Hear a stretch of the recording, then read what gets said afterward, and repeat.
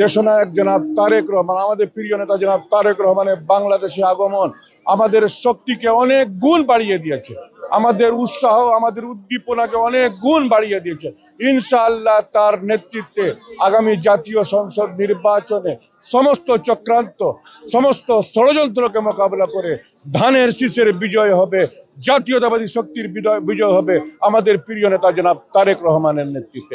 আমরা সৈয়দপুর রাজনৈতিক জেলা বিএনপি এবং সমস্ত অঙ্গ সংগঠনের পক্ষ থেকে আমি সৈয়দপুর রাজনৈতিক জেলা বিএনপির সাধারণ সম্পাদক শাহিন আক্তার, আমার রাজনৈতিক সহযোদ্ধা জেলা বিএনপির সাংগঠনিক সম্পাদক আনোয়ার প্রামাণিক, আমার রাজনৈতিক সহযোদ্ধা জেলা বিএনপির সহসভাপতি বাবু সুমিত কুমার আগরওয়ালা নিক্কি সহ আমরা হাজার হাজার নেতা কর্মী, আমরা গতকালকেও 300 ফিটের সম্বর্ধনা সভায় ছিলাম, আজকেও আমাদের প্রাণের স্পন্দন, আমাদের রাজনৈতিক, আমাদের যে শক্তিস্থল, আমাদের শহীদ রাষ্ট্রপতি জিয়াউর রহমানের মাজারে আমরা এসেছি। আমাদের প্রিয় নেতা জনাব তারেক রহমান এখানে আসবেন, আমরা ওনাকে সৈয়দপুর রাজনৈতিক জেলা বিএনপির পক্ষ থেকে অভিনন্দন জানাচ্ছি।